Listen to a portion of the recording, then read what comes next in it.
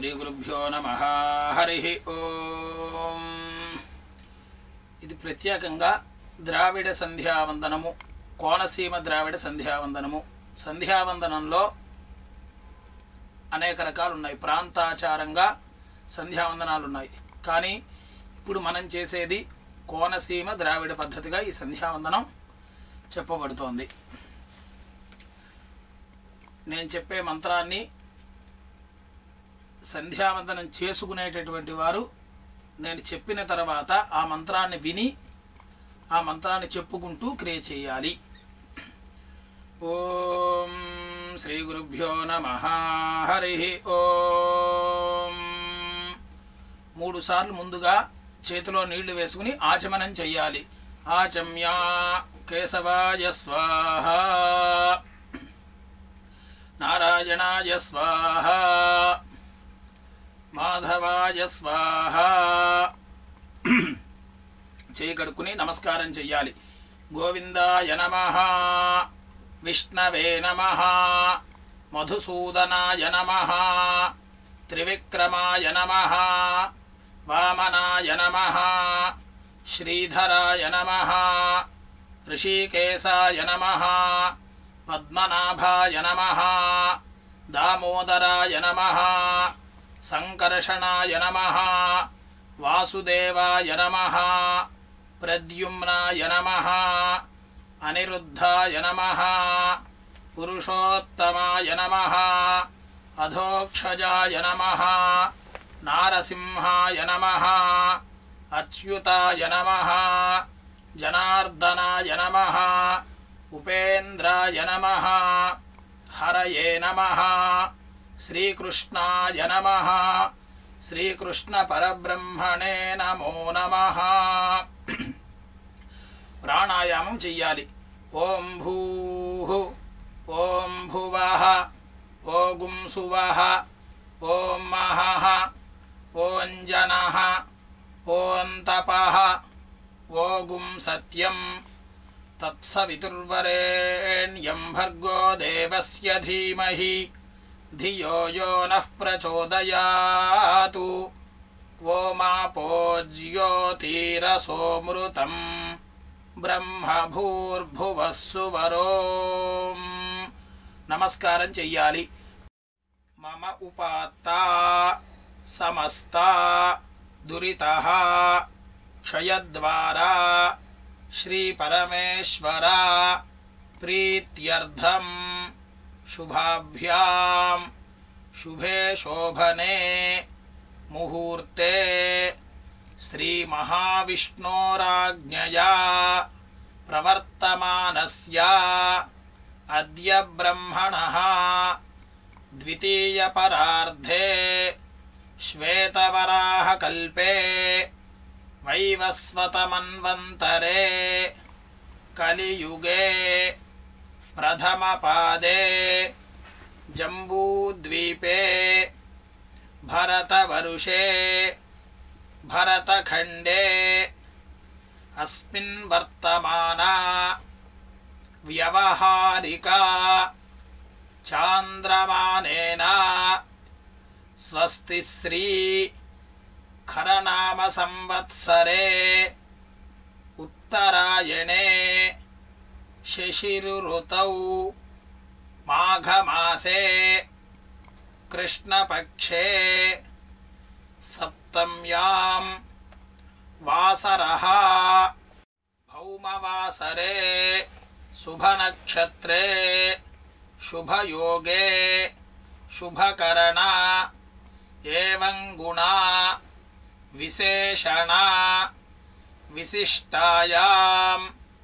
సుపతిథౌ శ్రీమాన్ గోత్రః నామధేయః శ్రీమతః గోత్రస్య నామధేయస్య మమ ఉపాత్తా దురితః క్షయద్వారా శ్రీ పరమేశ్వర ప్రీత్యర్థం సాయం సంధ్యాం ఉపాసిష్యే. ఇందులో సంవత్సరము, ఇది శ్రీకరనామ సంవత్సరము, మాఘమాసము, కృష్ణపక్షము. ఏ సంవత్సరమైతే ఆ సంవత్సరం నామధేయం చెప్పుకోవాలి, ఏ మాసమైతే ఆ మాసం చెప్పుకోవాలి, ఏ పక్షమైతే కృష్ణపక్షము శుక్లపక్షము, ఏ పక్షమైతే ఆ పక్షం చెప్పుకోవాలి, తిథి ఆ రోజు తిథి ఏదైతే ఆ తిథి చెప్పుకోవాలి, వారము ఏ వారమైతే ఆ వారం చెప్పుకోవాలి, వారి గోత్రము పేరు చెప్పుకోవాలి. సాయం సంధ్యాం ఉపాసిష్యే అని చెప్పి నీళ్లు విడిచిపెట్టాలి. ఉద్ధరణతో అరివేణలో నీళ్లు విడిచిపెట్టాలి.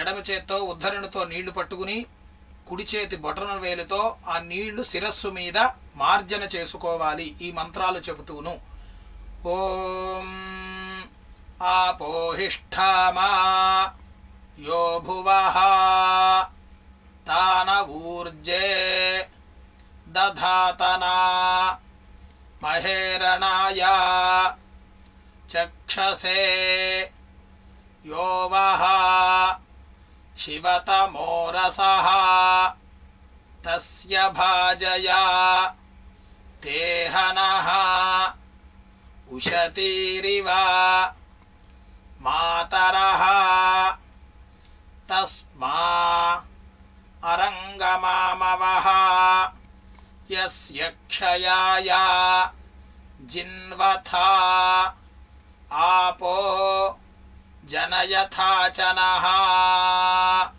కుడి చేతిలో నీళ్లు వేసుకుని రెండు చేతులతో ఆ నీళ్లని పట్టుకోవాలి. ఈ మంత్రం చెప్పాలి.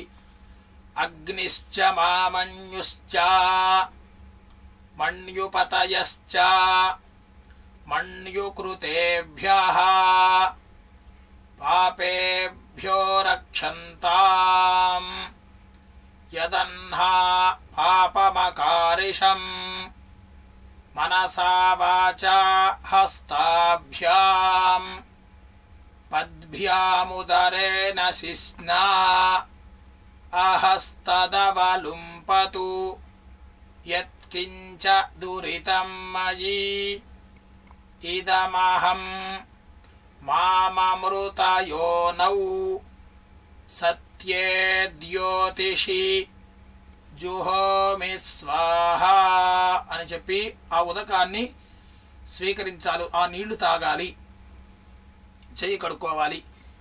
ఇదే ప్రొద్దుట సంధ్యావందనం అయితే సంకల్పం చెప్పినప్పుడు ఇందాక సాయం సంధ్యాం ఉపాసిష్యే అని నీళ్లు విడిచిపెట్టాం. ప్రొద్దున్న చేస్తే ప్రాతఃసంధ్యాం ఉపాసిష్యే అని నీళ్లు విడిచిపెట్టాలి.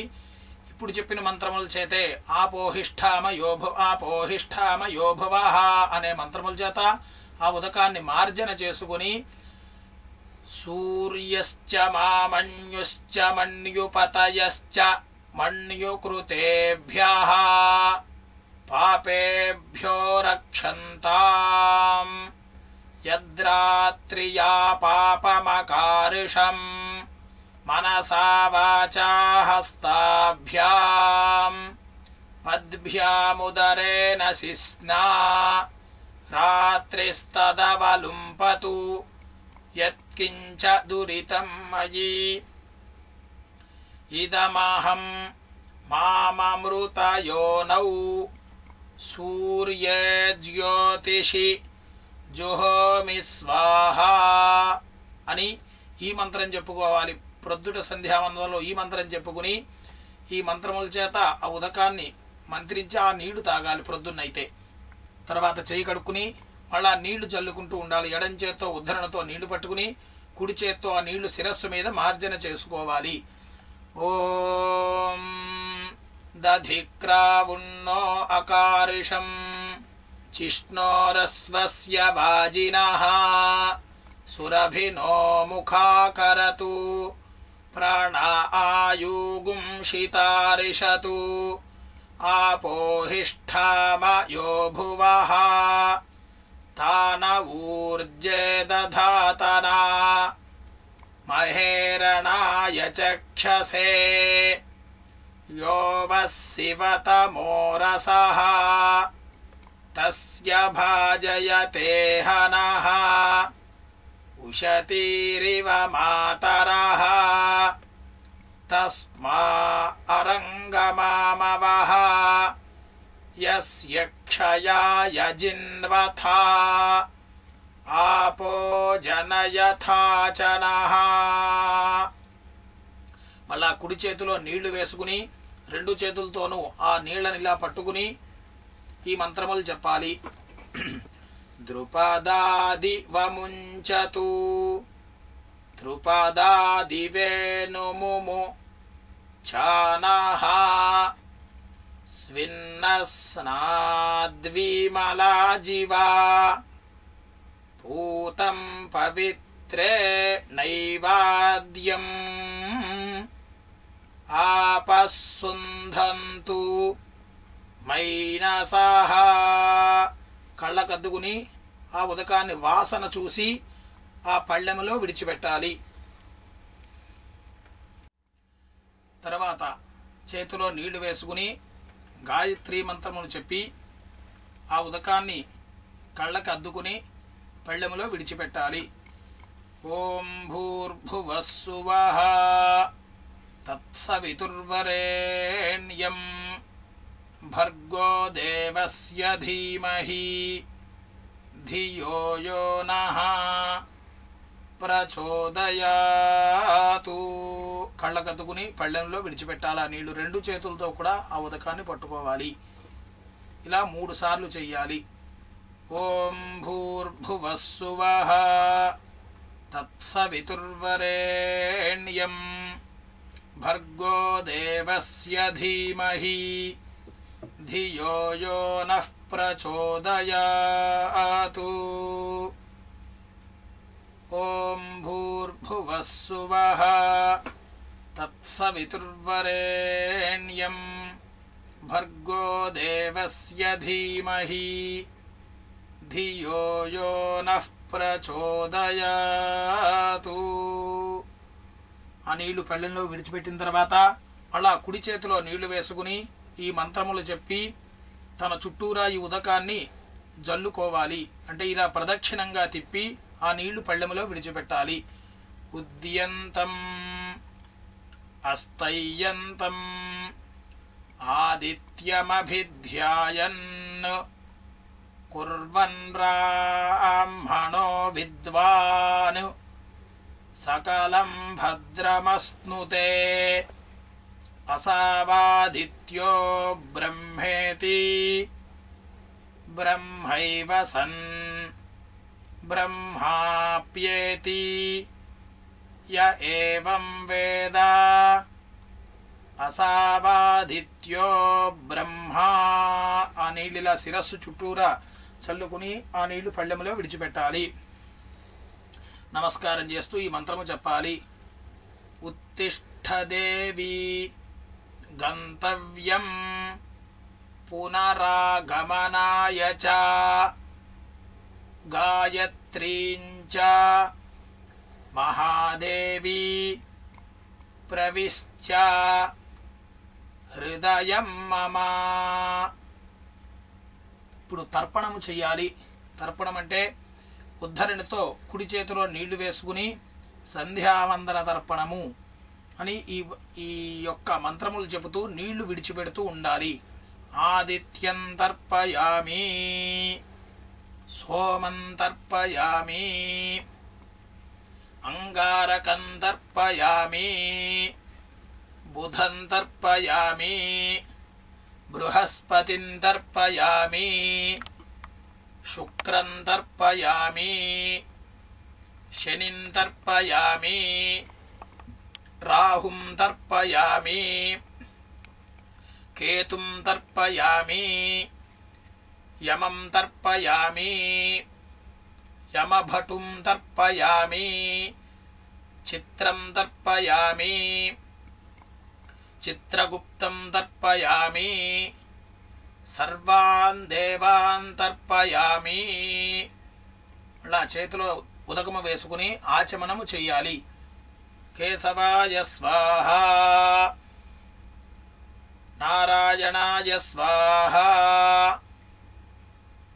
మాధవాయ స్వాహా.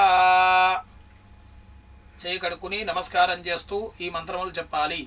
గోవిందాయ నమః, విష్ణవే నమః, మధుసూదనాయ నమః, త్రివిక్రమాయ నమః, వామనాయ నమః, శ్రీధరాయ నమః, ఋషికేశాయ నమః, పద్మనాభాయ నమః, దామోదరాయ నమః, సంకర్షణాయ నమః, వాసుదేవాయ నమః, ప్రద్యుమ్నాయ నమః, అనిరుద్ధాయ నమః, పురుషోత్తమాయ నమః, అధోక్షజాయ నమః, నారసింహాయ నమః, అచ్యుతాయ నమః, జనార్దనాయ నమః, ఉపేంద్రాయ నమః, హరయే నమః, శ్రీకృష్ణాయ నమః.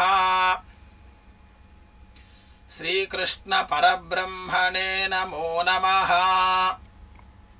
ఆయాతు వరదా దేవీ అక్షరం బ్రహ్మ సంహితం గాయత్రీం ఛందసాం మాతేదం బ్రహ్మజుషస్వ మే యదన్నాత్ కురుతే పాపం తదన్నాత్ ప్రతిముచ్యతే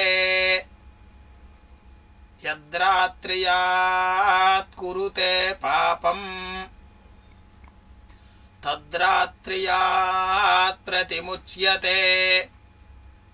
సర్వవర్ణే మహాదేవి సంధ్యా విద్యే సరస్వతి ఓజోసి సహోసి బలమసి భ్రాజోసి దేవానాం ధామనామాసి విశ్వమసి విశ్వాయుః సర్వమసి సర్వాయుః.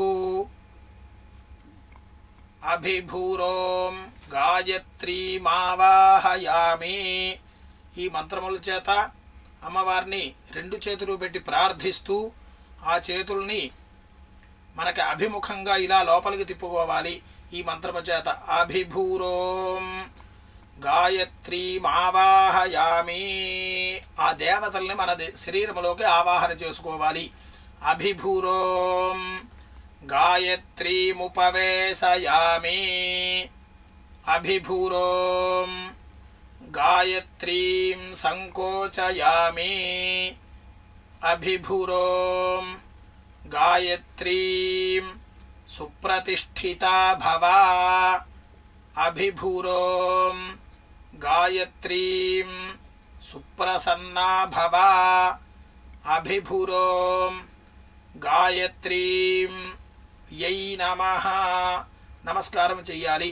సావిత్రియరకు విశ్వామిత్ర ఋషిః భూర్గాయత్రీ ఛందః సవితా దేవతా తత్కీలం నః ప్రాణం నిబీజం పితూనాం పాదం ఇయం శక్తిః మోక్షార్థే జపే వినియోగః అని నీళ్లు పళ్ళెములో విడిచిపెట్టాలి. ప్రాణాయామం చెయ్యాలి. ఓం భూః ఓం భువః ఓం సువః ఓం మహః ఓం జనః ఓం తపః ఓం సత్యం తత్సవితుర్వరేణ్యం భర్గో దేవస్య ధీమహి ధియో యో నః ప్రచోదయాతు. ఓమాపో జ్యోతిరసోమృతం బ్రహ్మ భూర్భువః సువరోం. నమస్కారం చెయ్యాలి. మమ ఉపాత్త సమస్త దురితః క్షయద్వారా శ్రీ పరమేశ్వర ప్రీత్యర్థం సాయం సంధ్యాం యథాశక్తి గాయత్రీ మహామంత్ర జపం కరిష్యే. ప్రాతకాలము అంటే ప్రొద్దున్నైతే కనుక ప్రాతఃసంధ్యాం యథాశక్తి గాయత్రీ మహామంత్ర జపం కరిష్యే అని నీళ్లు పళ్ళెములో విడిచిపెట్టాలి. తర్వాత న్యాసము చెయ్యాలి. ఈ మంత్రముల చేత మన రెండు చేతులు వ్రేళ్ళు అనామిక వేళము అంటే చూపుడు వేల చేత బొటన వేలిని తగులుతూ ఈ మంత్రము చేత న్యాసము చెయ్యాలి. తత్సవితుః బ్రహ్మాత్మనే అంగుష్ఠాభ్యాం నమః అని చెప్పి, అంగుష్ఠము అంటే బ్రొటన వేలు, ఆ బొటన వేలుని తగులుతూ న్యాసము చెయ్యాలి. వరేణ్యం విష్ణువాత్మనే తర్జనీభ్యాం నమః. తర్జనీయము అంటే చూపుడు వేలు.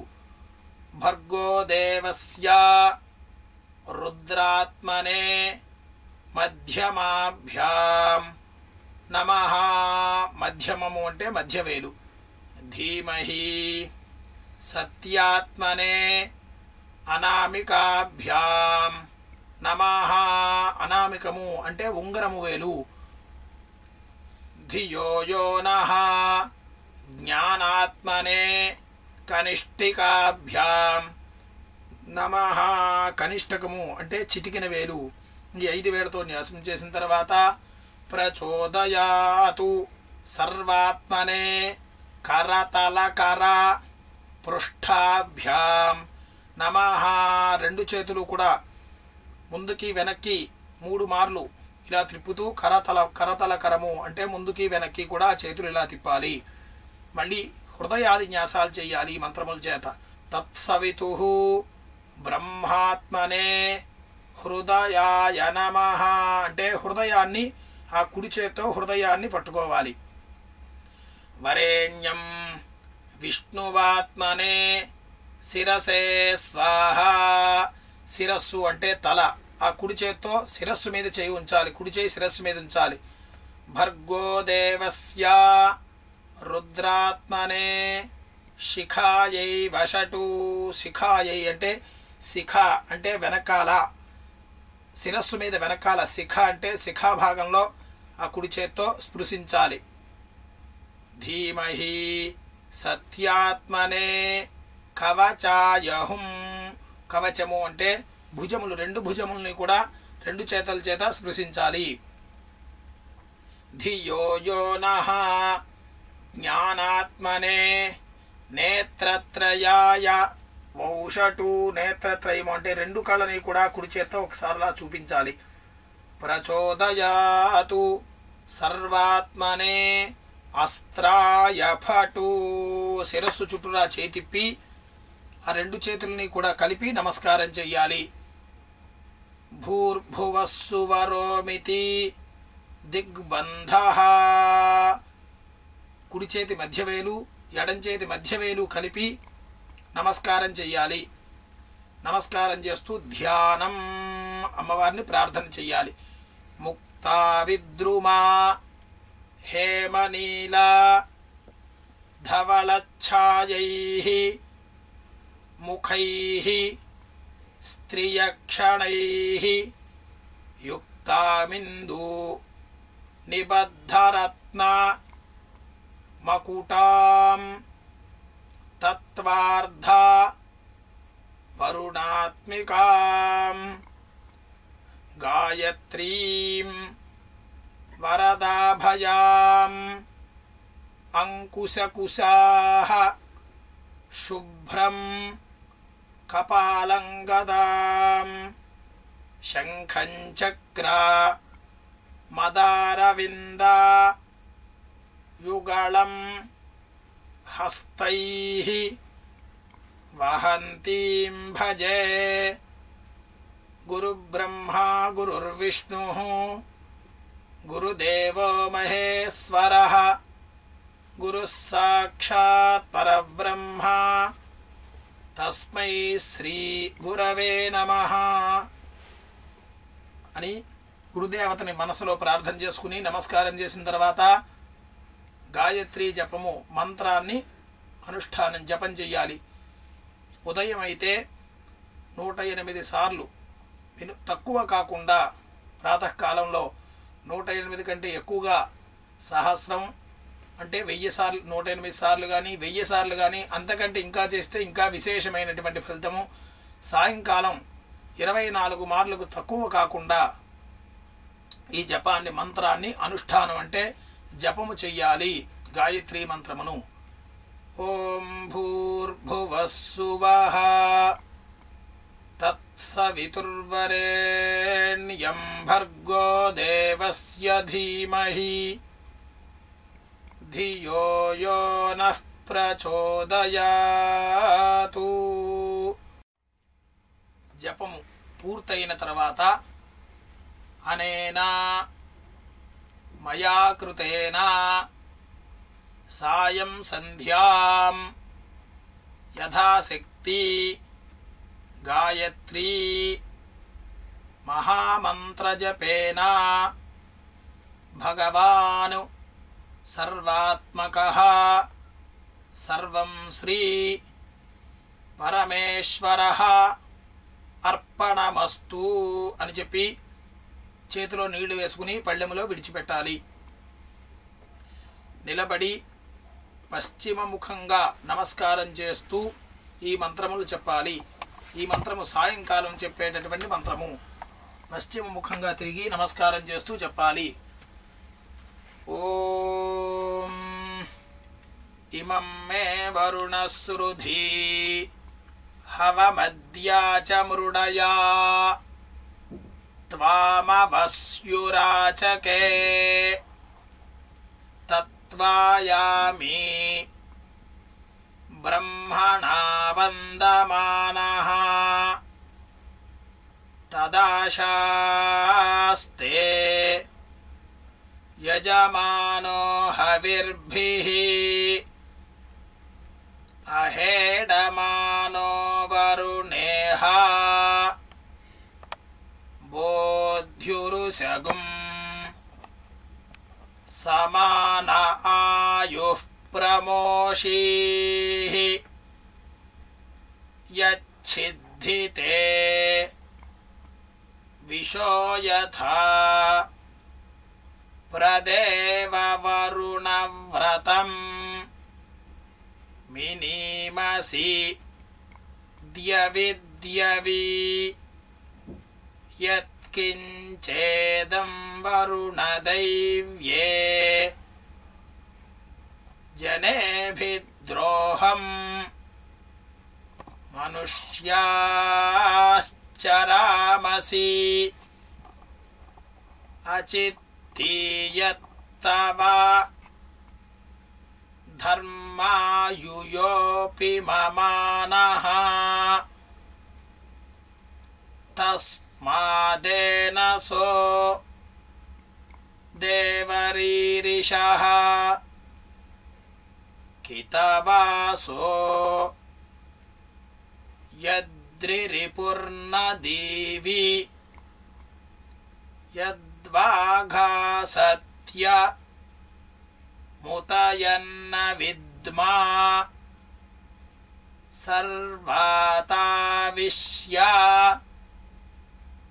శిథిరేవ దేవా అథాతే స్యామవరుణ ప్రియాసః సంధ్యాయై నమః సావిత్ర్యై నమః గాయత్ర్యై నమః సరస్వత్యై నమః సర్వాభ్యో దేవతాభ్యో నమః దేవేభ్యో నమః ऋषिभ्यो नमः मुनिभ्यो नमः गुरुभ्यो नमः पितृभ्यो नमः मातृभ्यो नमः कामोकारुषीतु मञ्जुलकारुषीतु नमो नमः అభివాదయే. చెవులు పట్టుకుని ప్రవర చెప్పుకోవాలి. తల వంచి శిరస్సు వంచి ప్రవర చెప్పుకోవాలి. ఎవరి గోత్రము ఏదైతే దాని ఋషులు చెప్పుకోవాలి. ఇందులో ప్రస్తుతం గౌతమస గోత్రం యొక్క ఋషులు చెప్పబడుతున్నాయి. చతుస్సాగర పర్యంతం గోబ్రాహ్మణేభ్యః శుభం భవతు. ఆంగీరసా ఆయాస్యా గౌతమా త్రయా ఋషేయా ప్రవరాన్వితా గౌతమస గోత్రః. ఇది గౌతమస గోత్రం ఋషులు. అలాగే ఆత్రేయస గోత్రానికి ఆత్రేయ అర్చనానసా స్యావాస్యా త్రయా ఋషేయా ప్రవరాన్వితా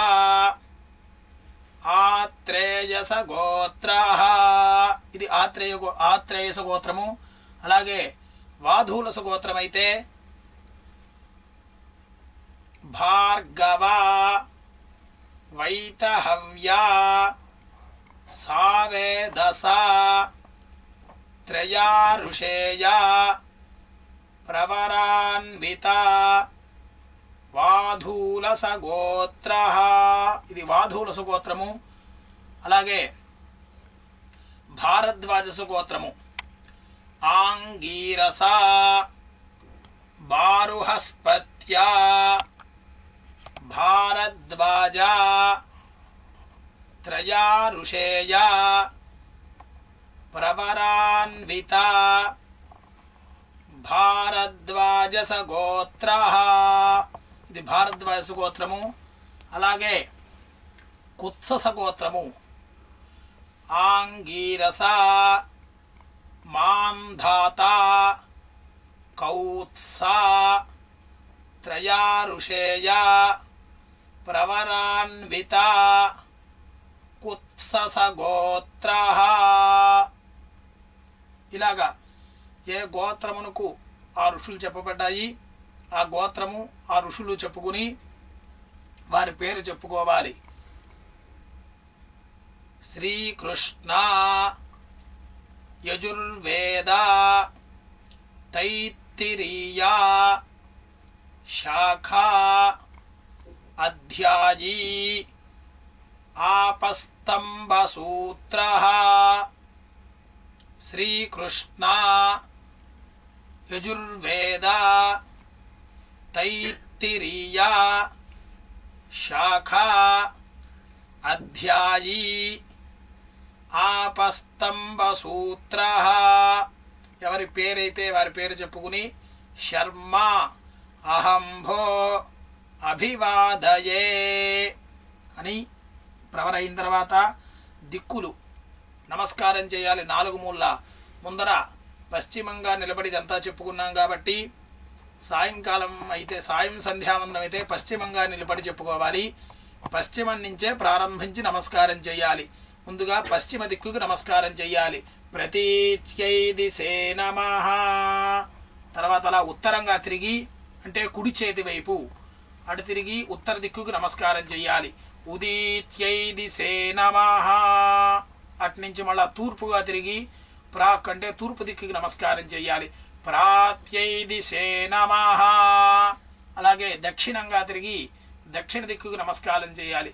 దక్షిణాయై దిశే నమః. అలాగే మళ్ళీ ప్రదక్షిణంగా తిరిగి తూర్పు వైపు తిరగాలి. పైకి నమస్కారం చేయాలి. ఊర్ధ్వాయై దిశే నమః.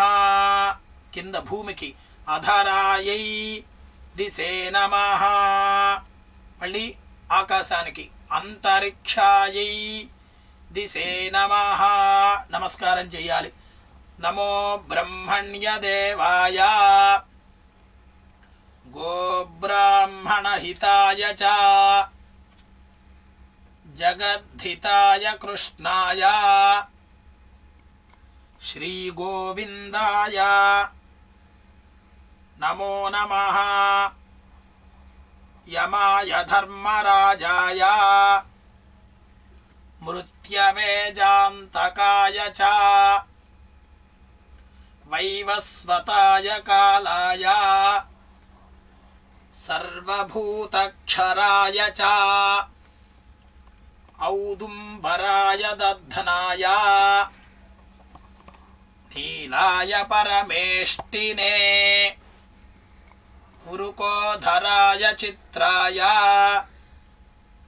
చిత్రగుప్తాయ వై నమో నమః. ఆకాశాత్ పతితంతోయం యదా గచ్చతి సాగరం సర్వదేవ నమస్కారః కేశవం ప్రతి గచ్చతి శ్రీకేశవం ప్రతి గచ్చతి. ఓం నమ ఇతి అభివాదయే. మళ్ళా చెవులు పట్టుకుని ప్రవర చెప్పుకోవాలి.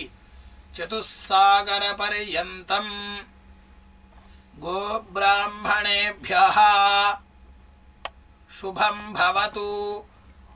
ఎవరి గోత్రమైతే వారు ఋషులు ఇందాక చెప్పిన విధానంగా ఆ ఋషులు చెప్పుకుని గోత్రః శ్రీకృష్ణ యజుర్వేద తైత్తిరీయ శాఖా అధ్యాయీ ఆపస్తంభసూత్రః. పేరు చెప్పుకోవాలి. శర్మ అహంభో అభివాదయే. కూర్చుని నమస్కారం చేస్తూ చెప్పుకోవాలి.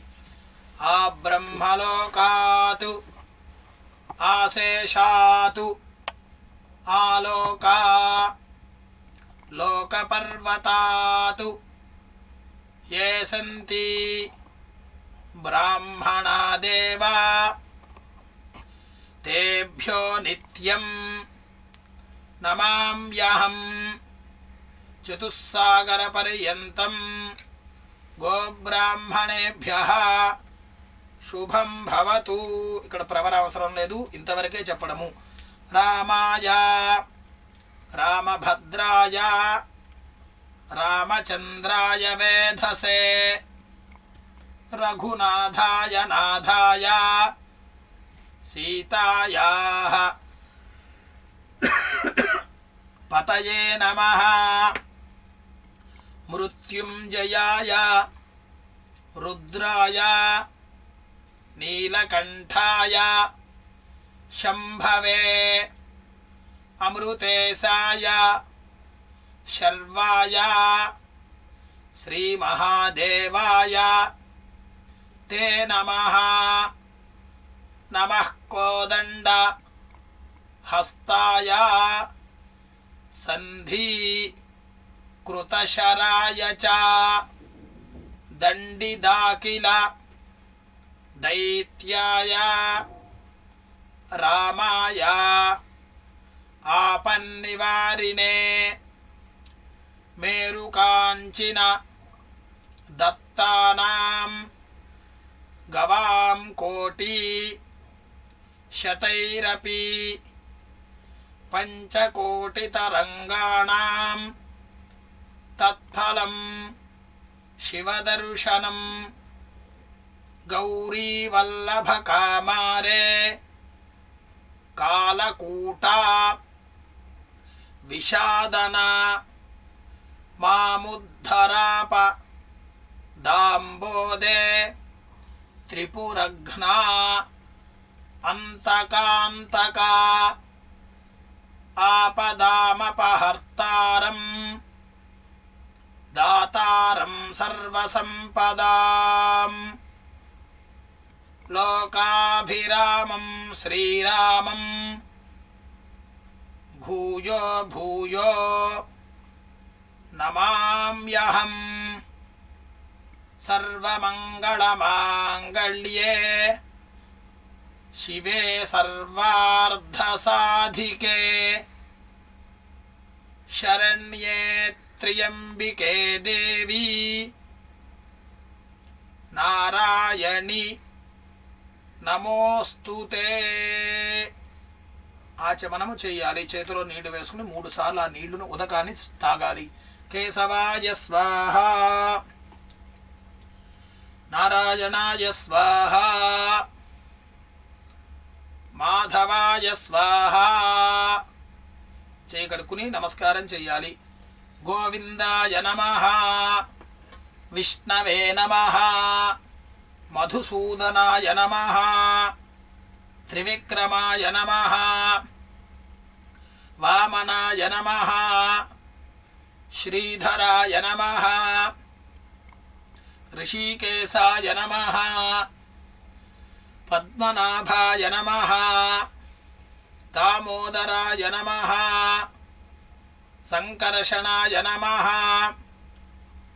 వాసుదేవాయ నమః, ప్రద్యుమ్నాయ నమః, అనిరుద్ధాయ నమః, పురుషోత్తమాయ నమః, అధోక్షజాయ నమః, నారసింహాయ నమః, అచ్యుతాయ నమః, జనార్దనాయ నమః, ఉపేంద్రాయ నమః, హరయే నమః, శ్రీకృష్ణాయ నమః, శ్రీకృష్ణ పరబ్రహ్మణే నమో నమః. హరి ఓం. సాయంకాలం సంధ్యావందనం ఈ విధంగా చేయాలి. ఇందులో మంత్రాధీనంతు దైవతం అని మంత్రాన్ని భక్తి శ్రద్ధలుగా, మంత్రం అనుష్ఠానం అంటే ఆ గాయత్రి మంత్రాన్ని జపం చేసేటప్పుడు భక్తి శ్రద్ధలుగా ఈ యొక్క సంధ్యావందనాన్ని ఆచరించాలి. అయితే ఎవరు చేసినప్పటికీ కూడా భక్తి శ్రద్ధలు అనేవి ప్రధానం. ఇది ప్రత్యేకించి సాయంకాలం సంధ్యావందనం చెప్పబడింది. ఇంకా ప్రాతకాలంలో కొన్ని మంత్రాలు దీంట్లో వినియోగింపబడతాయి. ప్రాతకాల సంధ్యావందనం అయితే ఉపస్థానం అంటే గాయత్రి జపం అయిన తర్వాత మిత్రస్య చరుషణీ ధృతస్రవో దేవస్య సానసిం సత్యం చిత్రశ్రవస్తమం మిత్రో జనానుయాతయతి ప్రజానన్ మిత్రోదాధార పృథివీముతద్యాం మిత్రః కృష్టీరనిమిషాభిచష్టే సత్యాయ హవ్యం ఘృతవద్విధేమ రసమిత్రమర్తో అస్తు ప్రయస్వానుయస్త ఆదిత్య శిక్షతి వ్రతేన నహన్యతే నజీయతే త్వోతో నైనమగుంహో అశ్నోత్యంతితో నధూరాతు అని ఈ మంత్రాన్ని ప్రాతకాల సంధ్యావందనంలో అయితే నిలబడి ఈ మంత్రాన్ని చెప్పుకుని తర్వాత సంధ్యాయై నమః, సావిత్ర్యై నమః ఇదే ప్రకారంగా సంధ్యావందనాన్ని పూర్తి చేయాలి. హరి ఓం. ఏతత్ఫలం శ్రీభూసమేత లక్ష్మీ నరసింహ పరబ్రహ్మార్పణమస్తు.